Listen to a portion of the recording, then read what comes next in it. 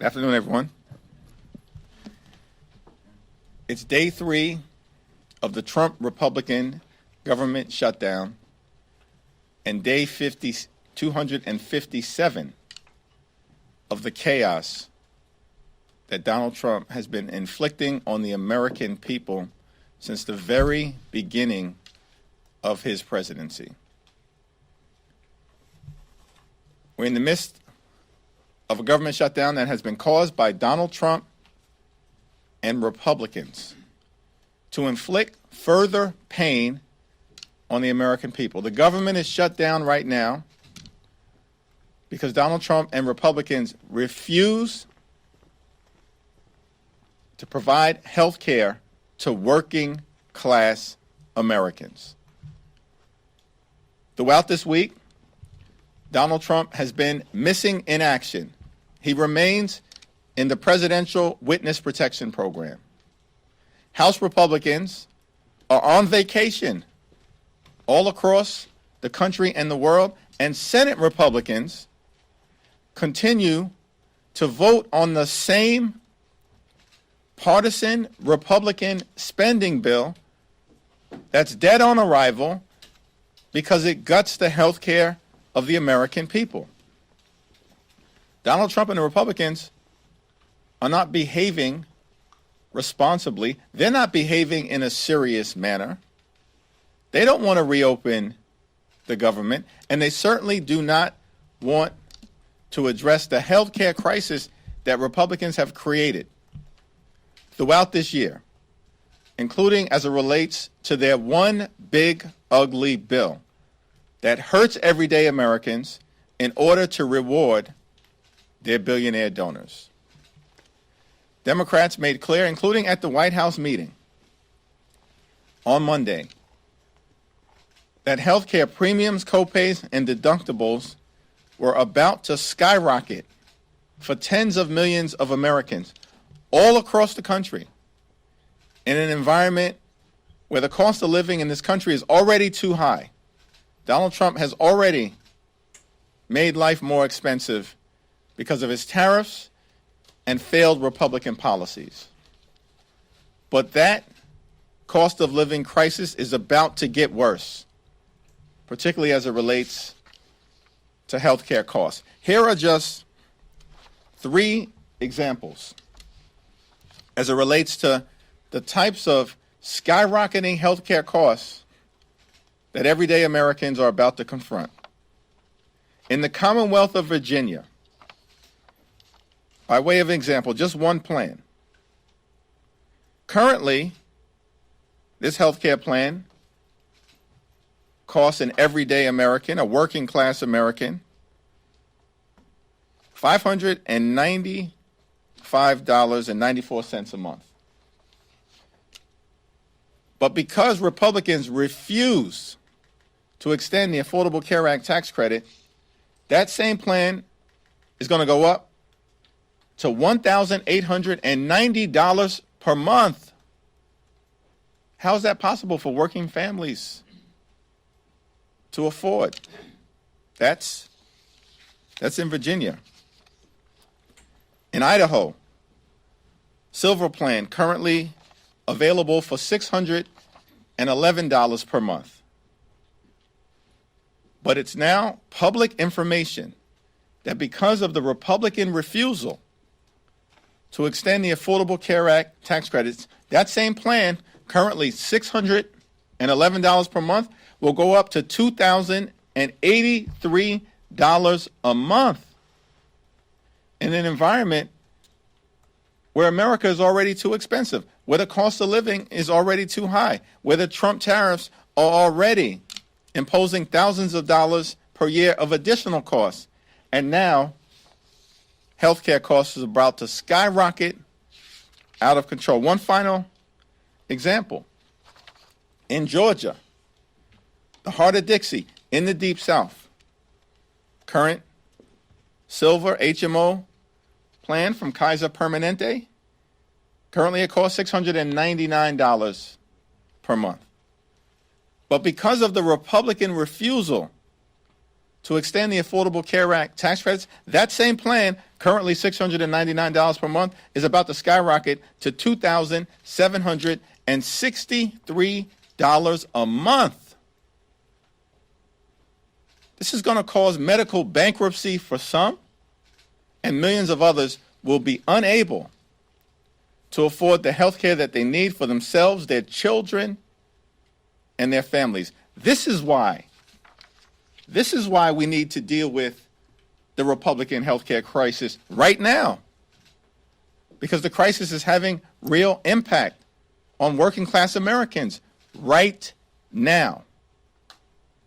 And the notion that there's time to wait. Think about this, that Republicans spent all year focused on their one big ugly bill so they can permanently extend massive tax breaks for the wealthy, the well-off, and the well-connected, for their billionaire donors, in order to subsidize the lifestyles of the rich and shameless. That's what they've done all year. And these tax breaks for the wealthy and the well-off, they were scheduled to expire on December 31st. But they spent months obsessed with rewarding their billionaire donors with massive tax breaks, but now claim that the Affordable Care Act tax credits, which expire at the same time as those tax breaks for their wealthy friends, no, they can't be bothered. They can't be bothered with extending them right now. Why is this? Because Republicans just want to gut health care for the American people. And Democrats will continue to stand on the side of the American people, fight for their health care, and improve their quality of life. Questions? Majority Leader Thune, Speaker Johnson have said that they are willing to negotiate on the ACA tax credits, but only if the government is reopened. Is it that Democrats don't trust that they would negotiate in good faith without the leverage of a government shutdown?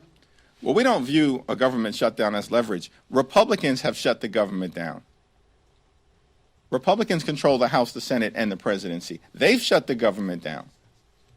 Now, of course, we've made clear we will work in a bipartisan way with our Republican colleagues to try to find a path forward, reopen the government, and reach a spending agreement, but it has to meet the needs of the American people. If we're going to vote affirmatively on a spending bill, I think the American people understand it's reasonable for us to make the point that that spending bill should actually improve the lives of the American people, particularly as it relates to dealing with the Republican health care crisis that is present right now.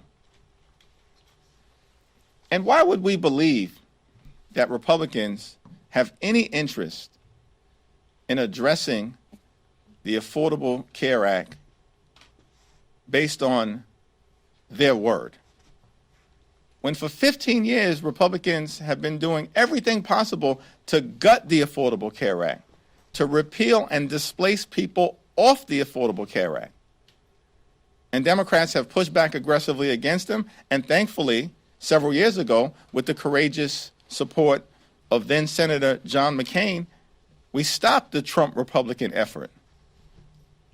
Does that mean Democrats should hold out for a deal that's down on paper rather than one that's promised? It means that we need an ironclad legislative agreement to address the health care issues that we have raised, including the Affordable Care Act. Mr. Leader, good afternoon. Thank you. I know there's a lot of messaging going on both sides of the aisle, even inside your party. Ocasio-Cortez and Bernie Sanders, they had their feed. They seem to be getting a lot of attention here. There was a lot of criticism of the official Democratic feed, glitches and everything else. To what do you attribute what Ocasio-Cortez and Sanders are doing compared to what you guys were doing and the criticism that was leveled? I have no idea what that question actually is intended to mean. Like, Democrats have been all over the country engaging in every possible way, communicating with the American people that we're privileged to represent as it relates to the stakes of this fight. And our position, from the most progressive member all the way through to our most moderate members has been consistently clear. Cancel the cuts, lower the costs, save health care. And everybody's on board because we all share those values. And we continue to be in a more is more environment. So I think that observation seems to be the silliest thing possible when we're fighting to defend the health care of the American people. And by the way, anybody who understands what a more is more environment means is that you create content that can then be distributed by members to their constituents, and that's what members continue to do, speak authentically to the people that they're privileged to represent. There are some reports floating around that Speaker Johnson might not bring the chamber back next week. What guidance have you gotten about next week's House schedule, and are you concerned about this further delaying the swearing in of Congressman-elect Adelita Grijalva?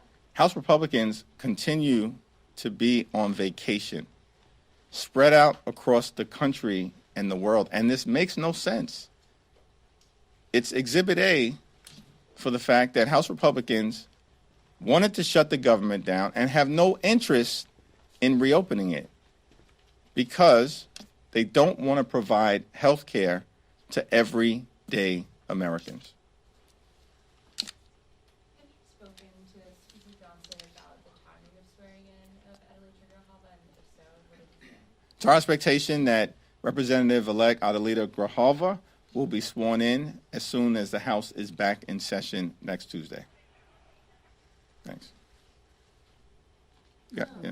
Congressman Khanna tweeted at Standing Hoyer about receiving APEC money, calling for him to step aside. Do you have any comments on the sentiment that he put out and APEC's response?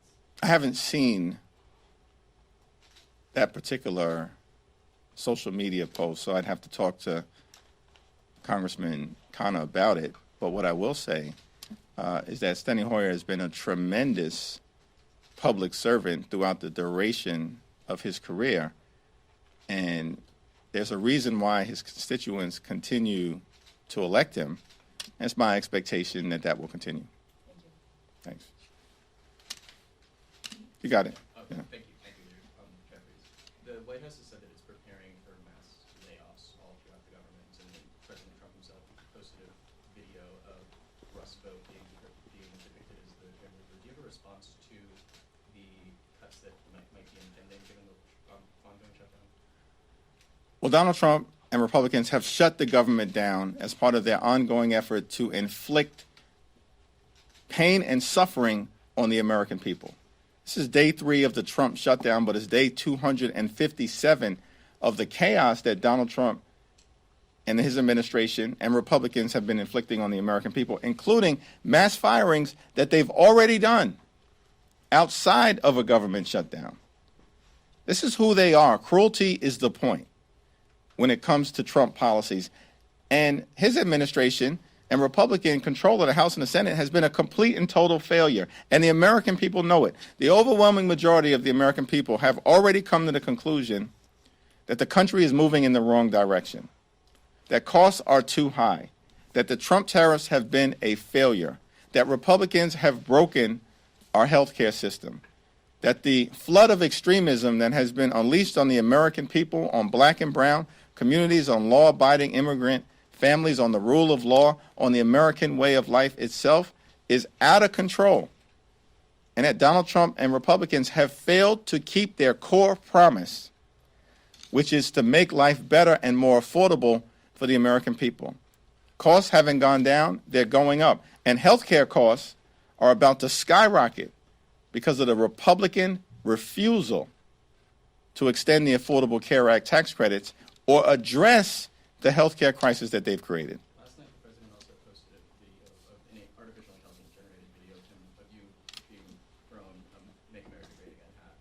How do you have a response just to the videos and comments that he's been making on social media about you and Leader Jeffries, and how do you believe that may impact your ability to negotiate with them? Well, Donald Trump has behaved in a deeply unserious and deeply unhinged manner. And it's evidence of the fact that Republicans have a weak argument So they've resorted to deep fake videos and to lying about the nature of the policy discussion. They've refused to bring House Republicans back to Washington, D.C.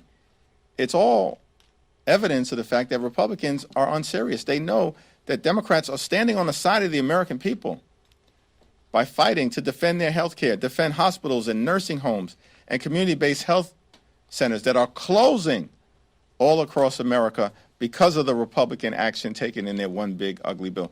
They're on defense because they know that they enacted the largest cut to Medicaid in American history. They're on defense because Republicans know that as a result of their actions, the country is about to face a $536 billion cut to Medicare at the end of the year if Congress doesn't act.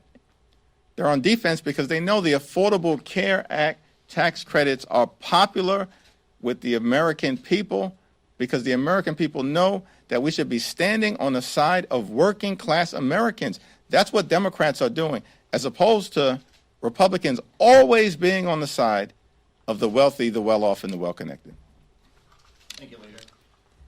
You've taken a hardline stance on these Affordable Care Act tax subsidies. It impacts roughly 20 million people, which is 5 to 6% of the population. Is it really worth burdening the rest of the country, the rest of the 95% of the country, with a government shutdown over something that impacts only 5 to 6%? We've made this healthcare fight about all of the things, all of the people. And by the way, just to be clear, everyone is about to experience dramatically increased premiums, copays, and deductibles because of the Republican healthcare crisis. Everyone in America. And as that happens, they'll know that this is a result of Donald Trump and failed Republican policies who have launched the largest assault on health care in American history.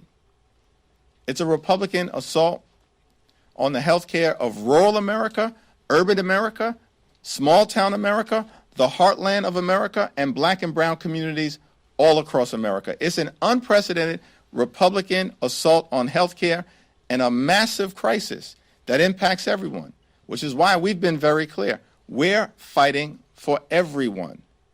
And the reality is the dramatic increases in health care premiums that the American people are about to experience, some are connected to the Affordable Care Act tax subsidies and tax credits that Republicans are unwilling to renew in states like Virginia, a purple state, in states like Idaho and Georgia. These are red states. So is your question, we shouldn't be fighting for the people of Georgia and Idaho who are about to experience dramatically increased health care costs? Is that not a good fight for us to wage? We're standing up for Republican constituents because Republicans won't stand up for their own constituents. But this is everyone in America. Everyone in America is suffering because of the cost of living crisis caused by Donald Trump's failed policies, and everyone in America is suffering from the Republican health care crisis. They said they're willing to negotiate Everyone. when it reopens. Thank you, Leader. Congressman Ralph Norman has filed legislation to abolish paychecks for members of Congress during a government shutdown with no payback. Seeing as tens of thousands of Americans will now go without pay for the foreseeable future as a result of the government shutting down, would you agree that members of Congress should also go without pay, and is that something you would support? Yeah, I haven't had a conversation with Ralph Norman or seen that legislation. Thanks. Thank you, Leader Jeffries. To the earlier question on Republicans possibly not coming back to the House next week, if they don't, would you still bring House Democrats back into town, similar to what you did this week? Yes. Thank you. Some Republicans are saying that they won't support any ACA subsidies without high protections. Is that something that Democrats are looking to support? Here's the problem with Republicans. They continue to try to jam their extreme right-wing ideology down the throats of the American people. When will they learn their lesson? I mean, this is about the health care of everyday Americans. They continue to try to confuse the issue. We're fighting for hard-working American taxpayers to make sure that working class Americans don't continue to suffer from the Republican health care crisis. And now Republicans want to inject other issues.